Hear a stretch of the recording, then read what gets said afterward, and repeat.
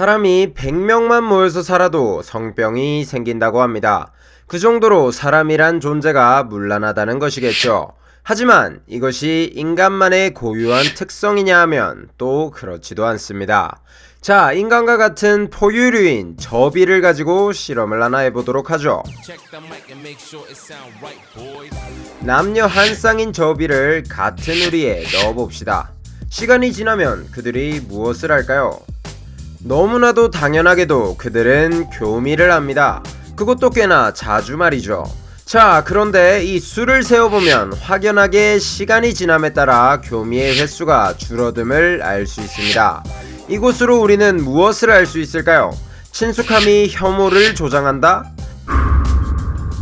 자, 그렇다면 이번엔 이 한 쌍의 저비를 각각 다른 우리로 찢어 놓아 봅시다. 그리고 각자의 우리의 새로운 이성 저비를 하나씩 넣어주는 것이죠. 정말 놀랍게도 저비들의 성교 비율은 초반의 성교 비율 상태로 순식간에 상승하였습니다. 그리고 더욱 놀라운 건 다시 같은 패턴을 반복했다는 것이죠. 결국 친숙함에 의해 또다시 성교 비율이 낮아진 것입니다. 당연히 또 새로운 저비를 넣어주면 또 상승했다가 하강했다가를 반복하겠죠.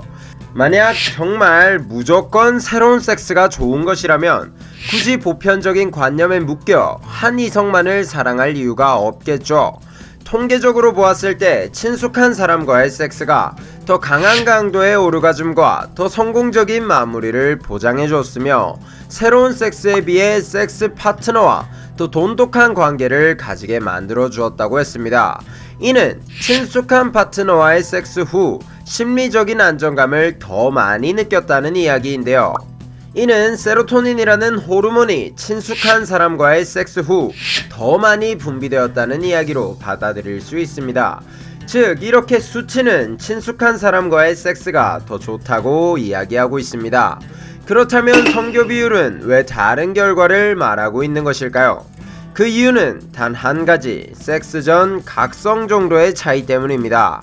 새로운 파트너와의 섹스는 관계 전 각성 정도가 어마어마하죠. 그래서 조금만 부주의해져도 유혹에 넘어갈 수밖에 없는 것입니다. 특히 불륜에서 술이 주 원인이 되는 이유가 바로 이 절제를 방해하기 때문인데요. 오늘은 이 유혹을 이기지 못한 사람들이 자신의 불륜을 숨기기 위해 사용했던 11가지 트릭에 대하여 알아보겠습니다. 오늘의 심리학 11가지 불륜 트릭 편입니다. 몇몇의 파트너들은 자신의 불륜을 들키고 싶어 하기도 합니다. 출구 전략이나 질투 혹은 모종의 이유를 위해서 말이죠. 하지만 대부분의 파트너는 자신의 불륜 사실을 은폐하기로 결정합니다. 그것이 얼마나 힘든 일인지 충분히 알면서도 말이죠. 자, 그렇다면 이러한 사람들은 자신의 외도 사실을 숨기기 위해 어떠한 전략을 사용할까요? 우리나라에서 약 8,379km가 떨어진 그리스, 그곳에도 불륜 때문에 골머리를 앓는 사람들이 꽤나 있었나 봅니다. 그리스 Personality and Individual Difference 저널의 Catch Me If You Can 부정을 숨기기 위한 전략편에서 우리는 재밌는 실험을 하나 엿볼 수 있었습니다. 약 300명의 사람을 모집합니다. 그리고 그들에게 자신의 외도 사실을 숨기기 위한 전략을 브레인스토밍 형식으로 토의하도록 요청하였죠. 그렇게 총 11가지의 전략을 수립해내었습니다. 그리고 다시 새로운 300명의 사람을 모집하죠. 새로운 300명은 모두 한 번씩 불륜을 경험해본 집단으로 모집하는데 꽤나 신경을 쓴 집단이었습니다.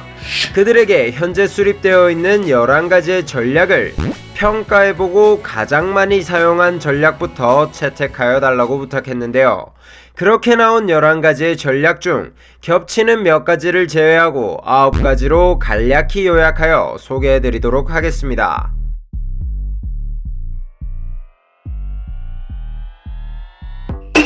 스파이 전략. 이 전략의 핵심은 자신의 불륜 파트너를 자신의 주 파트너에게 소개시켜주는 것입니다. 불륜 파트너를 주 파트너에게 동료나 친구로 인식하게 만드는 것이죠. 아주 대범한 전략입니다. 성공만 한다면 위 전략은 주 파트너의 인식 체계를 주도할 수 있습니다. 새삥 전략. 주 파트너 몰래 불륜 파트너와 소통하기 위한 새로운 창구를 만드는 전략입니다. 새 휴대폰, 새 카카오톡 아이디, 새 채팅 어플, 새 이메일 등등. 이는 기존 체제에 아무런 변화가 없기에 새로운 시스템을 걸리지만 않는다면 의심을 피하기 쉬운 전략이죠. 착한 개새끼 전략. 주 파트너에게 오히려 아주 잘해주는 전략입니다. 갑작스레 시행할 경우 오히려 의심을 받을 확률이 높은데요.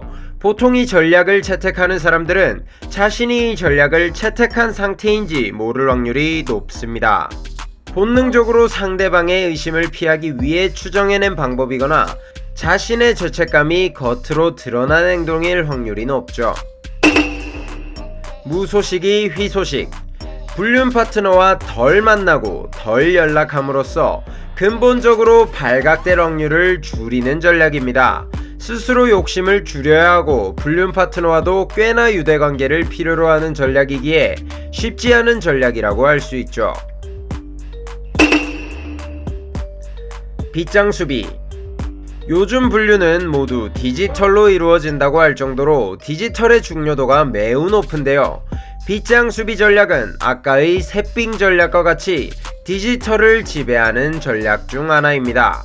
빗장 수비 전략은 새삥 전략이 불가능한 여건에 있는 사람 혹은 조금 더 부주의한 사람들이 주로 채택하는 전략인데요. 모든 디지털 컨텐츠를 암호화하는 것입니다.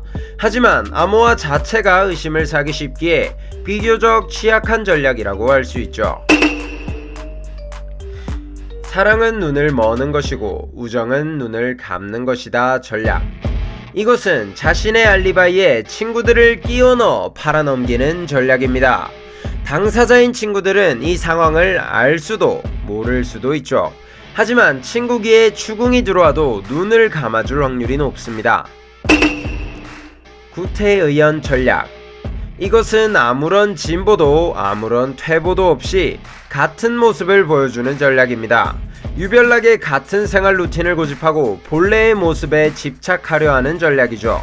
아무래도 설명이 되지 않는 새로운 지출이나 새로운 스타일 변화 같은 급격한 변화는 의심을 사기 쉽기 때문에 본능적으로 채택하기 쉬운 전략입니다.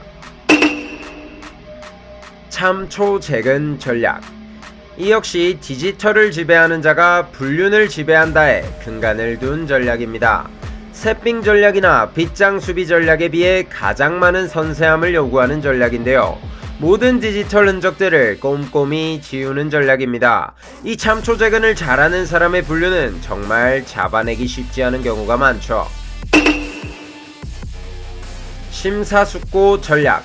위 전략은 불륜을 행하는 거의 모든 사람들이 채택하는 전략으로 아주 본능적이고 필수적인 전략이라고 할 수 있습니다.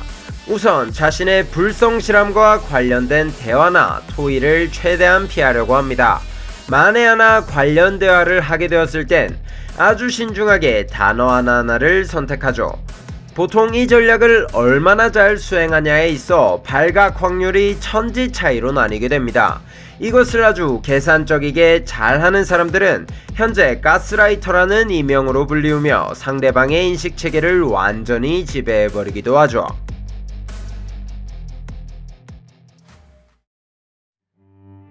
이렇게 그리스에서 조사한 가장 많이 사용되는 외도 전략들을 알아보았습니다. 뻔하다면 뻔하다고 할 수 있지만 어차피 모두 사람이 하는 일, 사용되는 전략들도 다 비슷할 수밖에 없습니다. 자칫하다간 눈뜨고 코베이기 십상이죠. 거의 모든 전략이 이 9가지 근간에서 약간의 변형과 조합을 이용해 만들어집니다. 여러분, 당신이 파트너를 아무리 사랑하고 있다고 해도 외도의 유혹은 언제, 어떻게, 얼마나 강력하게 찾아올지 모릅니다. 아무런 정신적 저항이 없다면 아까의 저빌과 같이 우리의 신체 시스템은 일말의 죄책감 없이 빠져들 수밖에 없겠죠. 우리에겐 의도적인 억제가 필요합니다. 친밀함과 익숙함의 소중함을 다시 한번 생각해내세요. 다음 전략들을 시행하며 느낄 죄책감과 에너지를 생각해보세요. 당신에게 무엇이 더욱 소중한지 잘 판단하여야 합니다. 이상